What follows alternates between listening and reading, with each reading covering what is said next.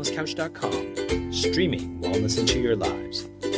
You're listening to A Quirky Journey, the Healthy Family Podcast with your hosts Jo Whitten and Leah Follett.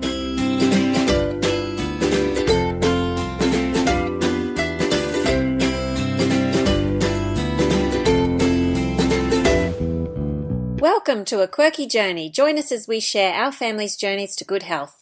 You'll find plenty of inspiration, tips and recipe ideas, as well as stories from everyday people who've struggled and overcome health problems and diet challenges in their own families.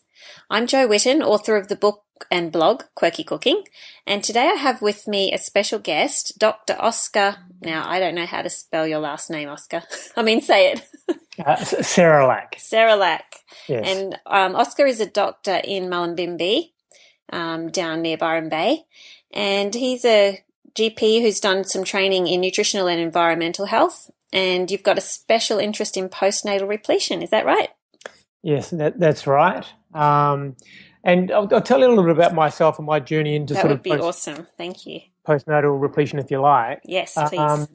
I come from sort of an emergency medicine background, so for many years that was the most honest type of medicine that I found that I could sort of practice as a doctor. I didn't know about nutritional environmental medicine, and so I was working as a emergency physician for a number of years. And when I sort of started my family, I didn't like the hours of working in emergency, so I started working as a GP.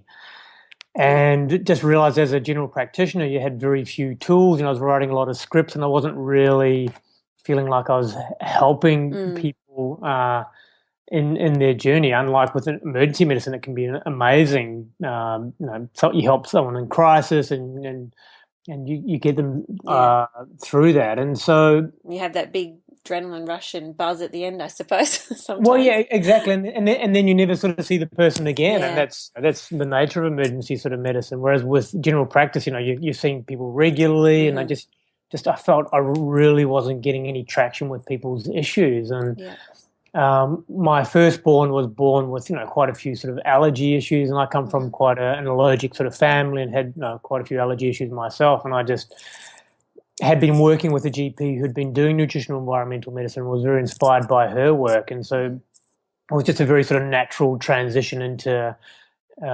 incorporating nutrition and lifestyle into that sort of general practice.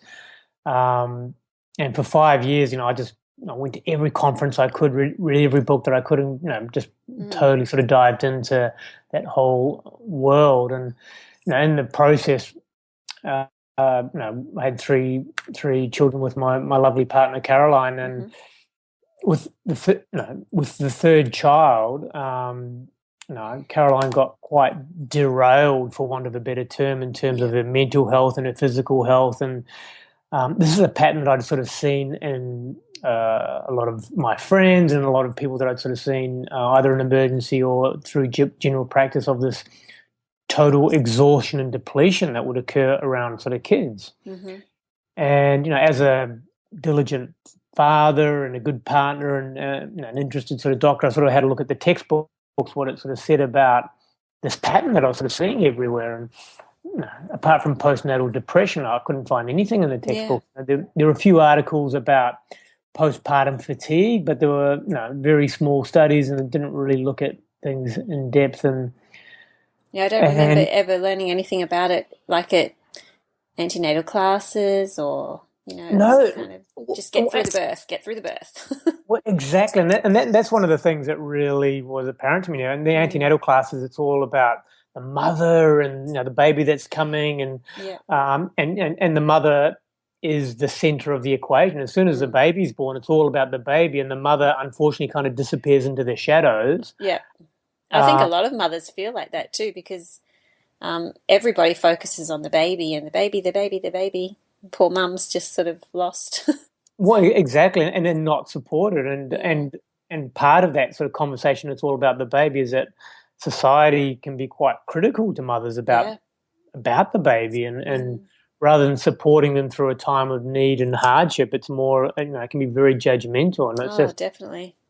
And a lot of times it's with the best of intentions. Everybody's got some advice for you, but it can be quite stressful. Yeah, no, it definitely doesn't come out of any maliciousness, but Yeah. it can be very hypercritical and very unhelpful. And I've just seen that happen sort of time and time again. And Yeah. I think our society's almost got it backwards. A lot of the conversation around mothers is about, when are you going back to work is kind of the question that is often asked, rather than what the question should be is, are you actually taking enough time off Yes. to recuperate fully? Exactly. And do you have a good support network? I mean, that's what the dialogue should be about. And so a big part of my work is, I suppose, just trying to re-engage a healthy dialogue around motherhood and preventing mothers from getting depleted and isolated in the first place. I know when I had my second child, I was still doing a bit of work from home as a graphic artist. And by the time he was about 1 or 2, and I had my other one that was 3 or 4, I just remember that complete feeling of dread whenever the phone rang, and the pressure to keep up your career, I guess, in your work, but you really just want to be with the kids, and you want to you're tired, and the last thing you want to do is work. It's interesting that you said that, because I think our society really does push women back into the workforce a bit too quickly. Well, yeah, I definitely agree with that. And one of the things that was very interesting in my research is about the changes that happens to a mother's brain during pregnancy and the changes that happen to hormones. Yeah. It's like the mother gets an upgrade, and the upgrade is around really being in this baby bubble and connecting with their family and starting on this, mother journey. And is not may not be compatible with the previous, work life or corporate world, and so there's often a dissonance or a discrepancy between what the mother's thinking they should be doing, what everyone's telling them to do, and then what they're actually sort of feeling and their intuition. Yeah, and what you're alluding to, your intuition was saying, don't answer the phone, stay in the baby bubble, don't. But that's not valued. Yeah. And you kind of feel guilty that you're being lazy or something if you aren't working. Well, exactly, and there's a whole sort of self-criticalness and self-devaluation you can sort of start from there, and that's a really slippery sort of slope. Yeah. One of the things that happens with motherhood is this I just call it hypervigilance. I mean, part of the upgrade that the brain gets, it becomes very aware of the baby and the baby's needs and the environment. Is it hot or is it cold? Is the baby hungry? Yeah. The mother doesn't go into quite a deeper sleep as Yes, I remember that. Yeah, and they say that the average mother loses 700 hours of sleep in the first year. Wow. And that's the average mother. So some mothers lose more, and that's nearly 2 hours a night of. And that's not even talked about in antenatal classes, or even said, well, look, what are you going to do to help offset that? Are you going to make sure you have time to rest during the day, or that's not discussed. And so when mothers are losing sleep and getting fatigued and tired and getting this baby brain, it's all very confusing and potentially very isolating. That's the thing that I've found very tragic almost, is that mothers are really suffering at home, often by themselves or with little support, or not surrounded by extended family like in the old days. Yeah, exactly, or not even familiar with what the maternal journey is sort of like, saying, oh, well, I've seen my aunties and bigger sisters go through this, and so I know what to expect. And so it's all new, uncharted territory, and it can be quite terrifying sometimes if it's not supported. Yeah. Yeah, I was saying to you just earlier that I feel very blessed that I had a lot of support. I live across the road from my mum. It's so fantastic. Yeah. And I've always lived close to my mum and dad, and my sisters were close by when we all had our babies as well. They've moved away now, but when we were all young and having our children, we were all close together. And then we had a really good support group through our church and through parenting classes and through online parenting groups, and just and living in a small town, you've got that community kind of feel anyway. We've got all your neighbours. It was just a really supportive environment. A lot of people have said to me, how did you cope with raising 4 kids 2 years apart? And I've just been like, well, really, I had so much support, and I was taught how to get my kids feeding and sleeping well, so that most of them, by the time they were 8 weeks, were mostly sleeping through the night. I had people bringing me meals. My mother-in-law came to stay for a month each time to cook for me. I just was very blessed. Well, and that's such a great story about how things should be or can be, and that in the ideal world would be the common, the norm rather than the exception,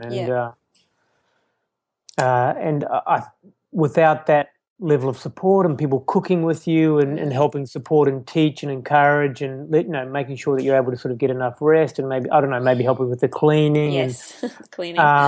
So that you can just sit and feed and sleep the first couple of weeks.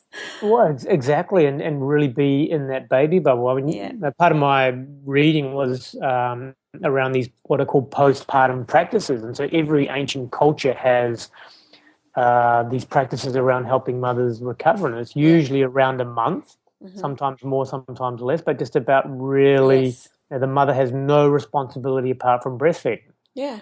The ancient Chinese don't even allow the mother to bathe or leave the house in the first, they call it the sitting month, or but just to really, and the husband is kind of like the policeman at the door. Yep. I do remember putting notices on the front door: "Do not knock on this door. If you need to see us, go around to the back." Yeah, and exactly. And you mentioned about being in a small community. So in a small community, everyone knows your business for good and for bad. But the good part of that is everyone, if you're not doing well, will be able to then offer support. Yeah, that's rather than having to put up a front and pretend everything's okay. Yeah, exactly. And I did go through. I just wanted to say too, I did go through a harder time after my fourth, and I think by then I must have been quite exhausted, and I also had troubles with food intolerances, and so she had trouble breastfeeding. So that was different. I still had the support, but my body was probably a bit run down by then. So I'd love to hear some stuff that you have to say about how to get your body well after babies. But go ahead with what you were saying. Well, no, but you touched on a really interesting point there, which is the progressive things that can happen with sequential pregnancies. Close together. Well, I'm fascinated by the placenta. The placenta is, one of the most amazing things in the unit. It is, and the placenta belongs to the baby. Yes. But it is this incredible interface with the mother. Mm-hmm. And the placenta has two masters, the baby and the mother, and it has to negotiate this relationship of getting nutrition but not being too invasive. And so it can go wrong either way. Yeah. And part of what can happen, the more depleted a mother gets, the more the placenta may start to cause issues for the mother's health. Mm-hmm.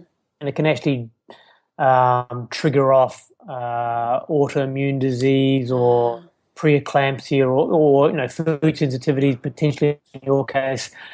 And it's the placenta is trying to do the right job, but if it isn't given all the support as well, it's not always going to get it right. And and we're seeing increasing rates of problems with pregnancy and premature delivery and preeclampsia, and these are all issues related to placental health. Right. Hashimoto's thyroid disease, where the mother develops a autoimmune reaction to her own thyroid, can be triggered by pregnancy. Okay, I didn't know that. And can often be triggered by having a male child. So much higher rate with a male baby in utero than with a female. Why is that? It's a very interesting phenomenon called fetal microchimerism, where you actually get some of the baby's cells into your blood circulation. Okay. Yep. And if the placenta is too leaky, so in terms of it, you can get more cells getting into the mother's blood circulation, and there's some at the male DNA that has an affinity for the mother's thyroid and is part of what can create this autoimmune reaction. Wow. So you can have leaky gut and leaky placenta. How about that? Well, definitely. Oh, And boy. this was one of my sort of aha moments with my research, was that the researchers were talking about increased placental permeability, which is another way of saying leaky placenta. Yeah. But they weren't calling it that, and they weren't necessarily having the understanding that I do as a general practitioner about leaky gut and leaky brain and those kind of things, and going, of course, it is an interface membrane, and Yeah. and if there's infection or stress or it can really change how that interface sort of works. So stress can do that just like it can with the leaky gut. Definitely. So the studies showing that a mother that's very stressed during her pregnancy is going to have a slightly higher rate of leaky placenta and leaky gut. And so it can be one of these sort of things that sets off the health trajectory of the child and potentially of the mother as well. And so a big part of what I do is trying to get mothers to really honour the process and bring in their support as early as they can, so they can not be too stressed during pregnancy. But the system is set up to that mothers often we live in a society of fear of what can go wrong and what and that really does not serve the mother in her short and long term sort of health, really. We should be saying supporting the mother without bringing sort of fear in it every opportunity. Yeah. So looking forward to the birth of the child and enjoying the time. I mean, pregnancy can be actually quite a lovely time once you get past that early morning sickness. But that is if you have the time to relax and sit back and you're not going flat out. I suppose that's when you can get very stressed. Yeah, and society should really ideally sort of honour mothers in sort of second and third trimester, saying, well, look, you should be working part-time, or you should be having 1 hour sleep every day at least. And the workplace should almost be set up going, well, of course you'd be taking Fridays off, or whatever it looks like, rather than expecting pregnant mothers to do the late shift or whatever it might be. Yeah. Can you give us a couple of examples of women that you've seen with the postnatal depletion and what it looks like? Yeah, sure. So one of the things that I was really I kind of put it into a few different categories, and one of the categories is mental function. So and one of the things we typically see with a mother who has created a baby, birthed a baby, breastfeeding a baby, sleep deprivation. There's often a change of role and a change of identity. Part of that, I'm fascinated by this idea of baby brain. So baby brain about poor concentration, memory is not working very well, and part of what happens in that is that hypervigilance. Yeah. And hypervigilance can bring levels of anxiety and over-analysis of what's going on. I remember that especially with my first, just like waking up in a cold sweat in the night, thinking I've laid on the baby, I've squashed the baby, and she's not even in my bed, and just the constantly keeping an eye out for the baby.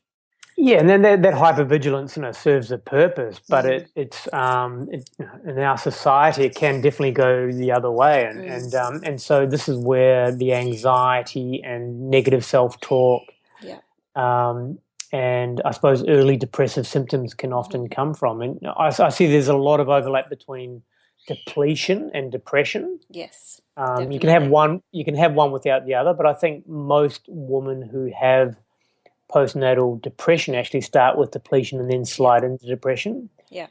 A very interesting study that came out of Australia last year showed that the peak incidence of postnatal depression is actually 4 years after the birth of the child. That's so interesting, because you usually think of it as the first few months, don't you?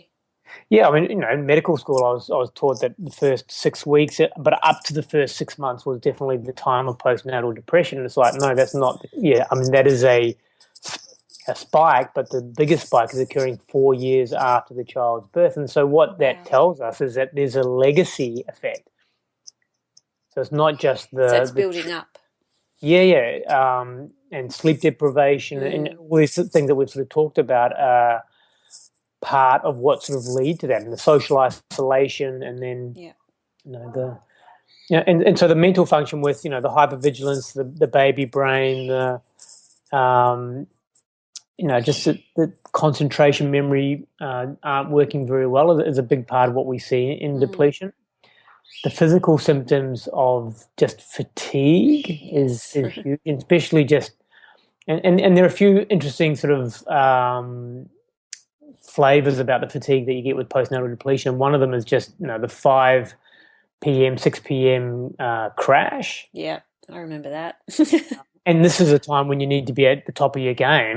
Getting dinner ready and getting everybody sorted, and bath time and bedtime and often there might be the husband or other partner sort of coming home from work. It's sort of a busy time, and it's the worst time to be going offline, as it were. Yeah.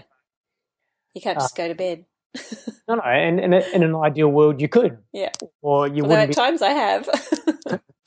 or you wouldn't be that tired that you would be needing to go to bed. Yeah. And so, but that seems to be a real time when that fatigue really hits in, and there's almost like a decompensation. And so, and the fatigue's really, it's quite pervasive. It's there most of the day, and mothers often feel almost a bit disconnected from their environment or their bodies, and a bit woozy, living on coffee. And just waking up like a zombie, just like have to sort of get the day together, and drinking coffee, tea, whatever, just Which to sort of makes it worse.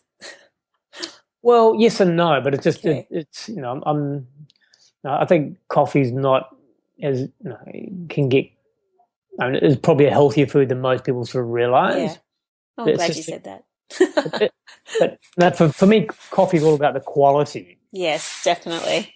And so you can have coffee that's poor quality and it's not going to be good for your health, and then quality that's actually very good for your health. And I was reading a study about the blue zones recently. So the blue zones are the most long-lived peoples in the world. It was a study done by National Geographic sort of over the last sort of 20 years. And most of them drink coffee or tea. Oh, there you go. I feel better. I did go off it for about 6 months while we were doing GAPS really intensively, and I've gone back on it a little bit now, and I'm thinking, I hope I'm doing the right thing.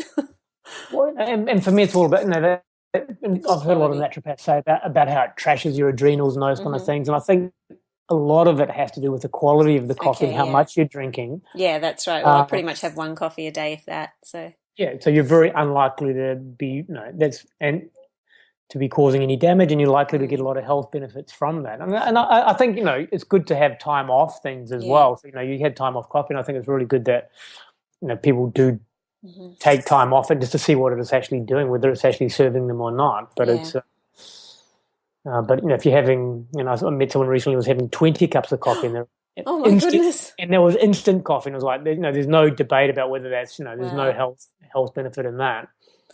Wow. But it's not where I went to first, obviously. We had to sort of support. There would have obviously been underlying reasons for that. Yeah, exactly. And then had I got this person off coffee straight up, I would have never have seen them again. So. Yeah, that's exactly right. Oh, you're a good doctor. I think I'd like to go to you. So do you find when people do come in to see you with postnatal depletion that you just have to work with it slowly then? And very respectfully, but but also there's we sort of have a 3-tiered program, and the first part of that is repletion. Yep. And the repletion is around just micronutrients, and micronutrients include vitamins, minerals, and metals, and we can sort of talk about the most key ones there. And then looking at macronutrients, and macronutrients to do with your fats, carbohydrates, and proteins, and the specific themes that we often see around that. Is there certain tests you do to figure out what they're depleting? We do. So maybe we'll just spend a bit of time talking about the repletion sort of side of things. So the typical fingerprint that I sort of see is low zinc, often very low iron, high copper, and B group vitamins that tend to be a bit on the low side, and then sometimes you see sort of vitamin D being low to low normal. Yeah. And then there are other things that may or may not be part of the fingerprint, but they're the sort of the core ones that we typically see. And so we'll do testing around iron levels, zinc levels, copper levels, and B group vitamins. I think that's kind of essential. And depending on someone's symptoms, we may do iodine and other tests around that. So these are the kind of tests you can just get through any GP. Yeah. So they're all Medicare available. I mean, vitamin D isn't anymore; that's been taken off, and B12 has been taken off Medicare recently too. But they're not sort of too expensive, and depending on how fatigued you are, the more fatigued you are, the more tests you do, obviously. Yeah. And we often will do iron infusions for mothers who have particularly low, and it's amazing to watch someone wake up, within 24 hours after having an iron infusion. And how does that work? Is that injections or? An injection into the vein. Yeah. We have to give a very safe type of iron. So it's not the average injectable iron that we use, but especially for mothers breastfeeding or everything that we have to do has to be very safe, obviously. But it's great to be able to resuscitate someone. And iron is such an important thing for energy production, for detoxification of gut toxins in the liver, and it also makes red blood cells amongst other things. So iron's a pretty big player. Yeah. Zinc's a very big player as well. Yeah, I remember being repleted in that. Yeah, and we'll often universally start people on magnesium. It's very hard to actually test magnesium well. And magnesium is needed for 300 different enzymes, so it's a pretty big player. So we'll often start people sort of on a moderate dose magnesium without testing.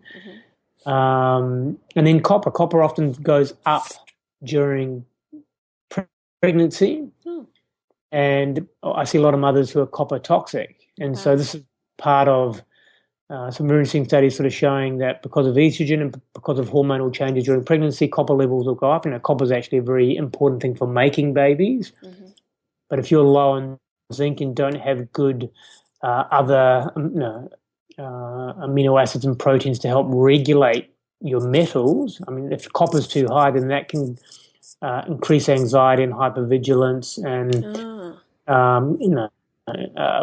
can cause pain and headaches and various other things. So copper if you have too much copper in your system, it just makes whatever problem you have worse. Right. Interesting. And so this is one of the things and the first thing that you do is replete someone's zinc to be able to then reduce their copper. And so it's so just using those micronutrients are really important to get balance on those. And often mothers just are starting to feel so much better just once we do that. Yeah.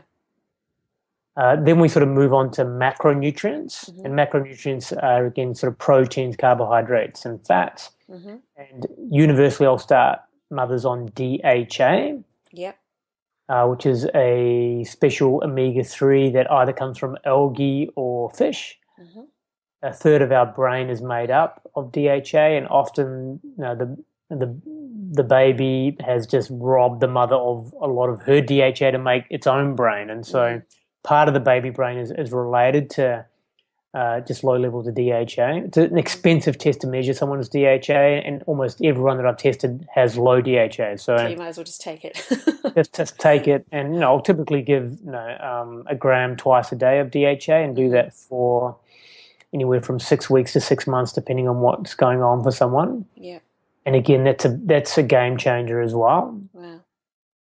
I get so much good feedback about, that was good, but that DHA you started me on, that was Well, that's good. was the one that made the difference. And so I really listen to that sort of feedback. And often we sort of see lowish protein and lowish cholesterol in sort of recovering mothers, and so we'll often just start mothers on a increasing healthy fats, and just starting to really look at healthy sort of proteins, and just seeing whether they need help with digestive support as well. And so the whole gut issue thing, I'm obviously very fascinated with that. like you said, the stress of pregnancy and the stress of life and everything can cause gut issues. So you find that this is linked, do you think, with... Oh, definitely. And often mothers have a few gut issues leading up to pregnancy, and the pregnancy and birth and the whole stress can make them a lot worse, for sure. I see that happen all the time. Or there can be a bit of a... if someone's quite depleted in protein and, a lot of resources are used to sort of, breastfeeding, those kind of things, it can actually cause a gut crisis. I mean, 50% of the protein that we eat never makes it to the bloodstream. It gets used by the gut lining to reform itself. Okay. And so when we're looking at, anyone who's got poor gut function, protein is a really big part of the gut rehab. Oh, that's good. It's funny, when I have been sick, and especially after having kids, when I did go through my downtime after, it's funny, you should mention 4 years, because it was about then, after my last, I was really low on everything. I got down to 42 kilos. Wow. Okay. Yeah. And a bit of depression, anxiety, feeling completely alone and not really confident at all anymore, which I always had been pretty confident. Sure. But just the whole, I was craving protein, and I would want to just sit down and eat like beef mince patties for every meal. I just wanted protein, and that other things made me feel sick, but protein was what I was craving. It's funny, isn't it? When your intuition was telling you need that iron, you need that B12, you need that protein, all things you can get from red meat. And I think one of the things that can happen is, we have a very fat-phobic sort of society. Yes, and I had been always fat-phobic, and it's only been in the last few years that I realised, no, that's wrong. I need to eat the fat. Yeah, I mean, all the old cultures revered fat, and, they... it's a very important part of sort of staying well. And it's only the last sort of 40 years that we've suddenly gone off fat, and our society is not any healthier, I can tell you that. So, but it's all about sort of healthy fats, it would almost be impossible to be 42 kilos and not be depressed, I would imagine. Yeah. It's because of, what that would mean to your brain function and brain chemicals and, so it's, but again, that is almost part of the end of depletion, when you're actually starting to get weight loss. Yeah.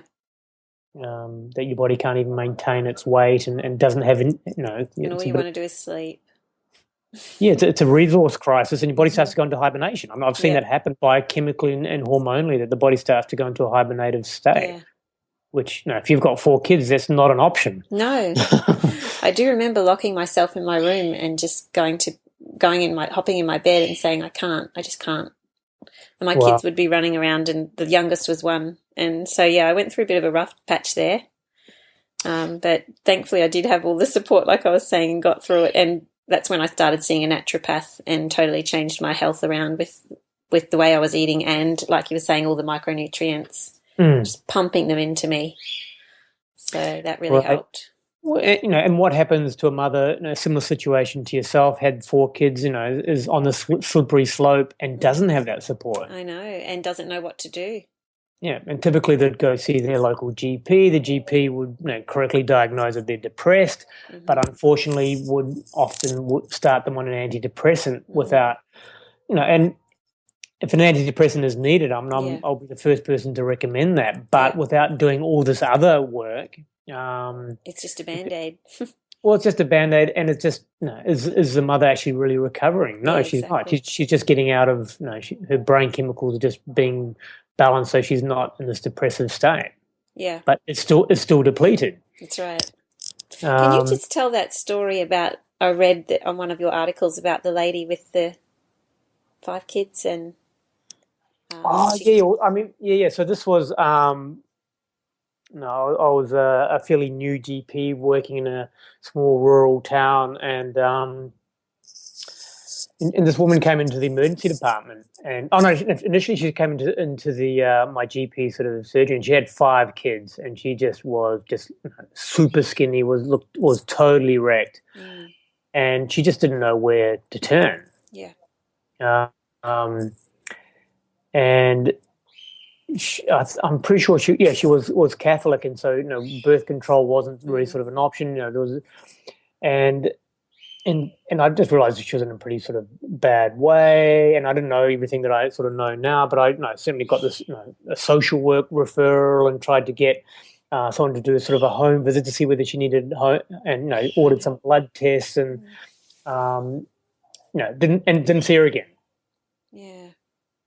For another, I think, a year and a half maybe, and then she presented to the emergency department, had another kid sort of since I sort of saw her last. Wow. And she had quite bad pneumonia, and we sort of did an x-ray in the department, and we put a drip in, gave her some intravenous antibiotics.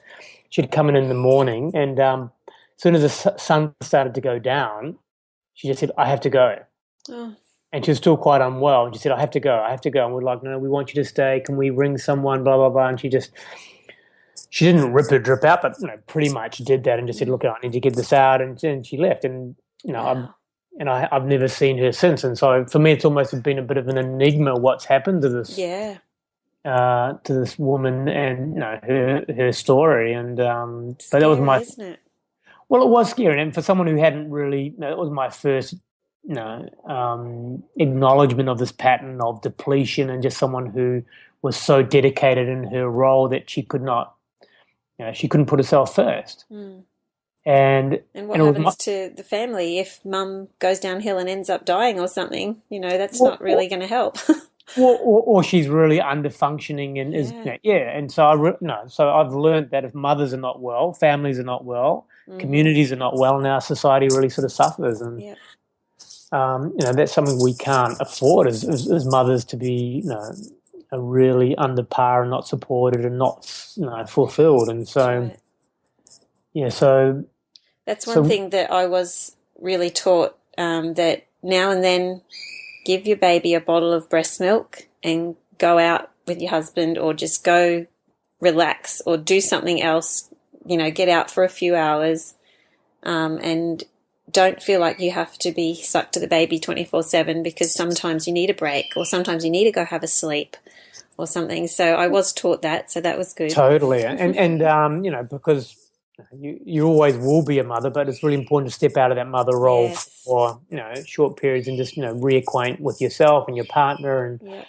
And I mean, our joke at the clinic is that there is sometimes a very fine line between mother and martyr. Yes.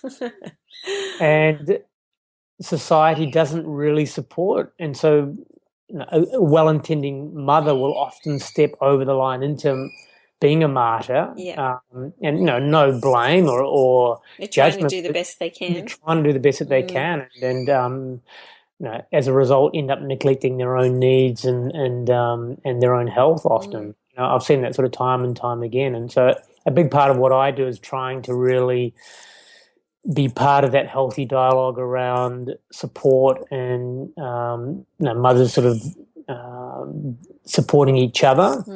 I think that's a really big part, and not having this bravado, badge of honor kind of discussion that I've seen occur in mothers groups. And be very open when you're having struggles. I was always in mothers groups as well, and I found that that's where you got the best support, if you were really open with each other, and if you needed help, you asked.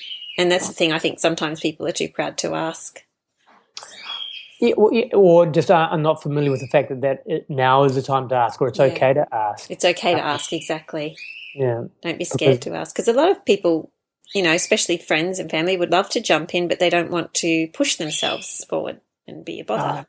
Exactly. It's amazing how, when someone's asked to help, how happy and willing and able they are to. I mean, it's again something that I sort of see all the time, that people are happy to come down for a few weeks, or I think you mentioned your grandmother came and helped for a month. My mother-in-law. Or mother-in-law, but they need to be asked. Yeah, that's right.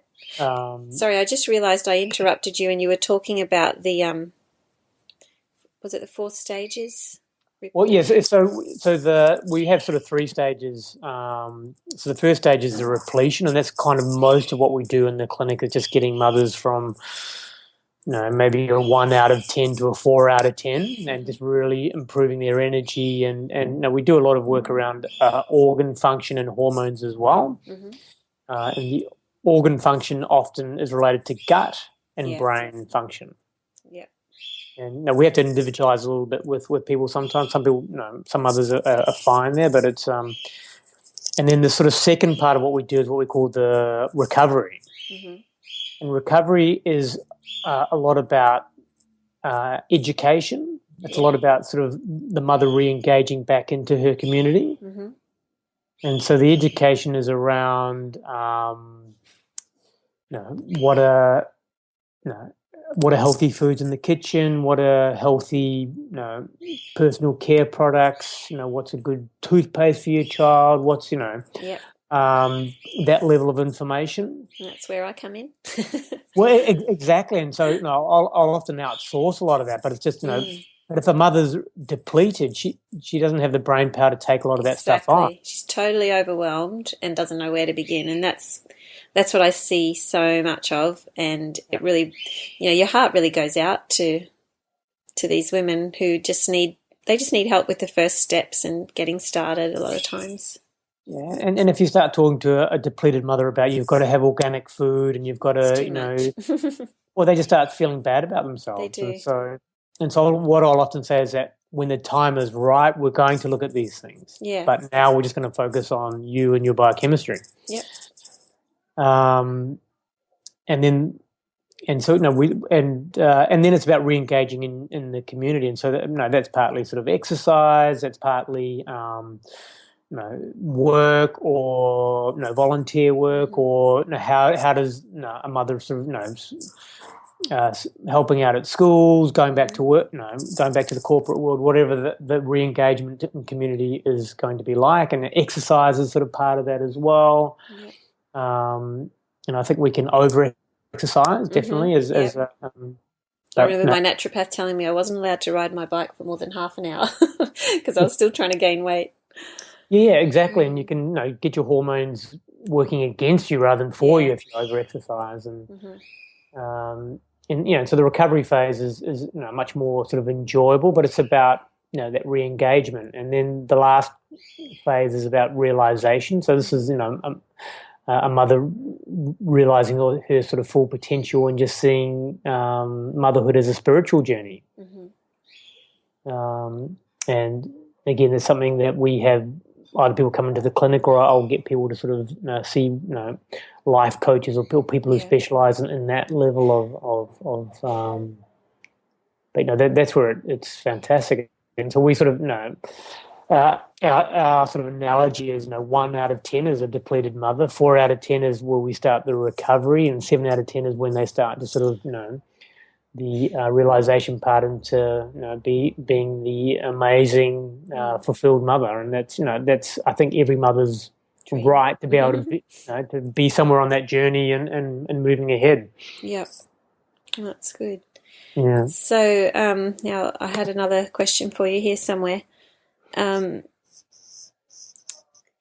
I noticed in one of your articles you had the comment, the phenomenon of intergenerational epigenetic changes in the expression of our genetics is very complex, but explains in part the higher rate of allergic disease and autoimmune disease that we're seeing in our society. In short, we cannot do the same as what our parents or grandparents did and expect the same level of health. We literally have to up our game just to experience the same level of health as our parents, let alone experience better health. So, wow. Because you often think, I look back at the way that my grandparents ate, for instance, and there's things that they ate that I wouldn't be able to eat. Yeah. I couldn't cope with, like the refined white flours, which they did have in their diet.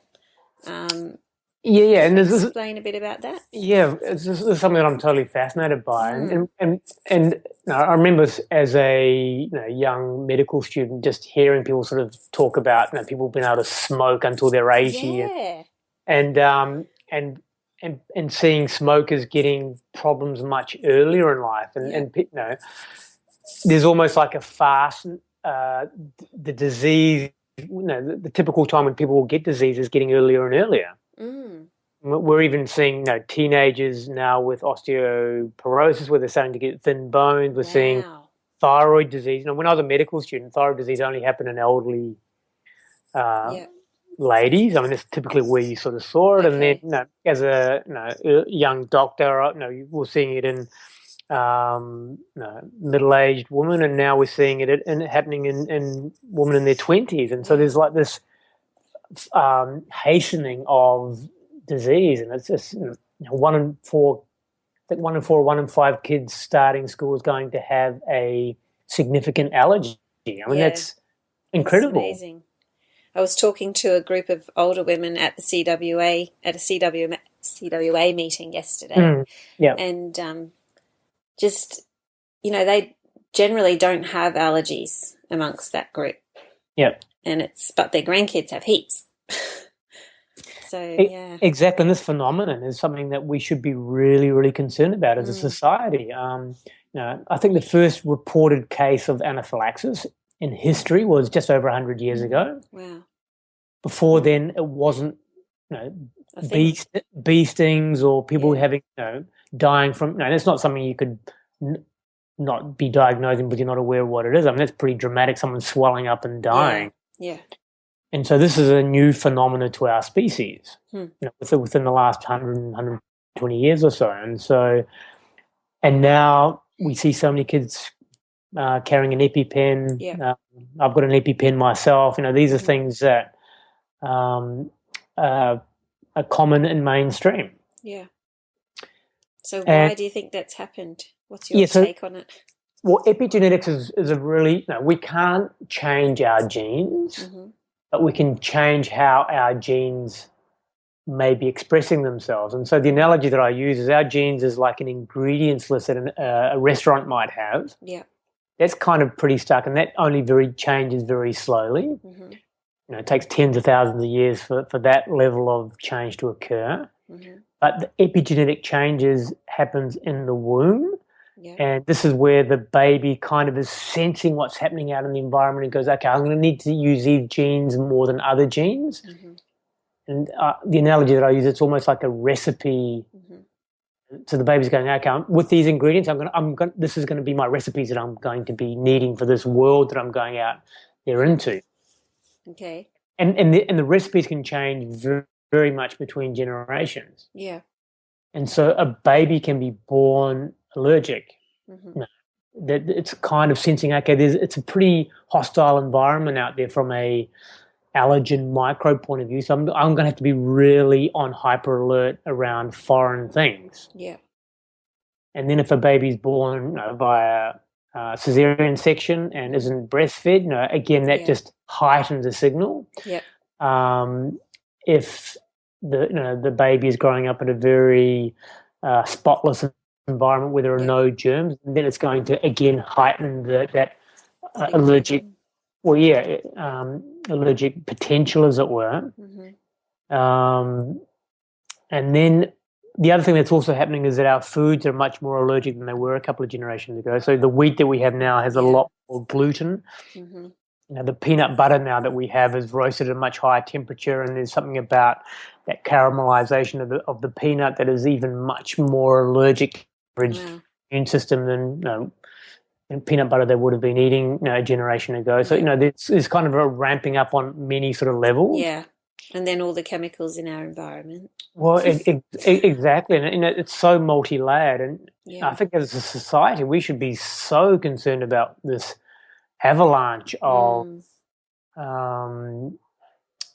disease and ill health that's sort of going on. But it's kind of been normalized. Yeah. And you're odd if you buck the system. Well, yeah, you don't want those chemicals in those foods. Well, then you're just weird. You're being weird, and you're being an unnecessary troublemaker. Yes. And I live in the Byron Shire, and so there are lots of people who have been very conscious about what sort of doing, the clothes their kids wear, the schooling, the chemical free. Obviously we have the lowest rate of immunisation in Australia here. So there's a lot of I suppose almost reactive parenting in that way, rather than just going with the norm and accepting everything and putting fluoride in water is fine, don't question that. Chlorinated fine, don't question that. and but no, that's in reaction to what we're seeing in our society. That You things, can understand it. Well, I can understand it. yeah, and I've got 3 kids, 9, 7, and 5, and now they're going to a school that's nut free, and most schools now are nut free, and it's just wow. I remember as a kid, I'd never met a kid who had a nut allergy. No, I don't remember meeting anyone either.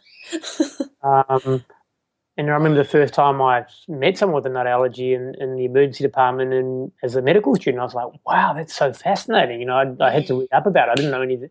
How could that even be possible? Yeah. How could someone be reacting to a peanut? I mean, it's, you know, and now it's like, well, how many allergies does your child have is kind of more where the conversation. Yeah. And do you see, so you're talking about the genetic recipes, for instance. Yeah. Do you feel that can be changed by better health and better, you know, gut health? The research is still pretty young. Yeah. We do know that one's own health is affected by the previous 4 generations, but there is a lot you can do to slowly reverse those epigenetic changes. So it's not a sentence for life. Yeah.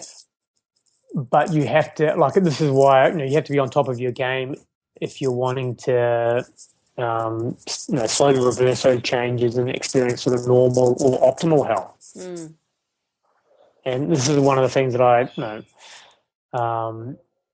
especially get from my older patients is why is everyone so worried? No, we never had to worry about these sort of things. Yeah. I mean, a comment that I get from I heard my mother-in-law say a couple of Christmases ago was, why would they put anything harmful in our food? Yeah. just a very innocent sort of comment, but didn't, and it's like, yeah, well, why would they put anything harmful in our food? It's just, 1 is a certain unconsciousness, 2 is a certain uncaring, and 3 is that things are evolving. Yeah. That, a certain amount of gluten wouldn't harm someone with a certain epigenetic sort of set, but is going to start harming someone who is much more primed from an epigenetic sense. So, well, that's fascinating. It is fascinating. It's very complex, and it is. It is still pretty young. But now what they're talking about is the exposome now. So the exposome is a fancy word for the environment. Okay. And if you can manipulate that, very much. And if you live in an environment that is low toxin, that you're doing, you're getting good sleep, you're connected with your purpose in life, you're getting good amounts of activity, and you're eating food that is good for your particular body. You have an individualized diet. Yeah. You can experience amazing health, and I have no doubt about that. Yeah. But you do need to commit some time, effort, resources to that. It's not just going to happen. That's right. Accidentally. And for those who are stressed about the whole idea of it, like you said, it's little by little. Yeah. I mean, small changes. I mean, it's just you can only do 1 step at a time. Yep. And I'm really supportive of people just going, okay, look, you need to start with looking at your own biochemistry. Then we can look at your family and but I think people can get overwhelmed by the bigger picture. Yes, definitely. And I see a lot of mothers trying to do everything at once. Yeah. They're trying to learn how to ferment food. They're trying to learn how to do bone broth. They're trying to learn how to get harmful toxins out of the home. They're trying to learn everything at once. Yeah, which is pretty much, I mean, we've been working on it for years, but once we started GAPS, it was like, fast forward, let's try and get this done. And it can be very overwhelming. Well, and this is where, people need support from people like yourself and myself to help guide them through what is a maze and a minefield at the same time. And work on what's most important first and add things in as they can. Exactly, and realise it's not the same journey for everyone. Exactly. As well. Yeah. One of the big things that we work on is individualized diet. Yes. What's one person's superfood is another person's poison. Exactly. Sometimes. Mm-hmm. And so, people often ask me, what's the perfect diet? And it's like, well, there isn't. There isn't a perfect diet. If only it was that easy. Oh, if it was, then we'd all be doing that. We wouldn't be right. having a discussion about what is the perfect diet. That's right. It would be so obvious that that's what we eat. Yeah, that's what we eat, and that's what we've always been eating. Yeah. Oh, thank you so much for that. That's really interesting. So I have got a link to an article that you wrote for Goop, I think it's called. And I'll put that link at the bottom of the page on the Wellness Couch website so everyone can have a look at that, because that goes into a lot of detail about what we were talking about, and I think it will be very helpful outlining your plan. Fantastic. And if anyone wants to see more of what I'm sort of doing, I've got a book that's pretty much ready for publication. Oh, that's exciting. I just need a little bit more social media support to get the publishers interested. Okay, well, we better work on that then. But just but the website is just www.oscarserrallach.com. So it's OSCARSERRALLACH.com, and you can find out more about what we're sort of doing there. We'll put that link down below as well. Great. And do you have social media as well? We do, but you can find, we've just started an Instagram page. We've got a Facebook page for work, but you can sign up for our newsletter or sign up for our interest in the up-and-coming book. Yeah, well, I'm definitely interested. I think it sounds fascinating. Thank you so much. Sorry, go ahead. Well, and the book is just as partly a workbook, partly just so mothers and fathers and associated sort of caregivers can learn more about this whole realm. And then there's going to be a lot of links to supportive groups like yourself that that are going to then people can get momentum on. Yep. Once they've done the initial sort of work. Oh, that's great. Well, thank you so much for your time. I know you're trying to move office today, so I really appreciate it. Sorry I've taken so long. Oh, no, it's been great talking to you, Jo. And we are moving office today, and our new clinic will be turning into a perinatal wellness centre, so it's very sort of exciting. Awesome. And that will be in Mullumbimby. In Mullumbimby, and so perinatal is just about prenatal, antenatal, and postnatal sort of care. Now, we'll still be doing sort of general practice and family medicine out of there, but we're going to have a special focus on educating and supporting mothers. So it's very, very exciting. So it's actually really probably exciting. A very apt day that we're talking. So we're moving from our old clinic into this to our new one. So well, you guys down there are very lucky to have Oscar to help you out. I would love to have had some help like that when I was at the stage that, all the baby stage. It was a big time of life. We would have all appreciated some help too, myself included. Yeah. Oh, you're doing a good thing. Well, thank you so much, and thank you everyone for listening into A Quirky Journey. We hope you enjoyed it and that it was encouraging and helpful. I will have transcript notes for anyone who wants them, so just email me at jo@quirkycooking.com.au if you want the transcript. You can also post questions and comments on our Facebook pages. What was your Facebook page called, Oscar? It's Dr. Oscar Serrallach. Okay, so you can probably go on there and ask questions if you want to, I guess. Yes, you can. And or leave a question on mine and I can forward it on. And there's also the website, thewellnesscouch.com/A Quirky Journey, where you can leave questions as well. And we'd love for you to subscribe to our podcast on iTunes, and also check out thewellnesscouch.com, where you can view the entire range of wellness podcasts available. Keep working on those small changes, and we'll be back to share more of our journeys with you next week. Thanks for listening, everyone, and thank you, Oscar. Bye. Right, thank you. Bye-bye. This has been a production of TheWellnessCouch.com. Check us out on Facebook and join in the conversation on Facebook.com/TheWellnessCouch. Subscribe to each show on iTunes and check us out on Twitter. The Wellness Couch, streaming wellness into your lives. Whilst the Wellness Couch presenter endeavor to provide accurate and helpful information to their listeners, these podcasts cannot take into account individual circumstances and are not intended to be a substitute for health and medical advice from a qualified health professional. You should always seek the advice of a qualified health professional before acting on any of the information provided by any of the Wellness Couch podcasts.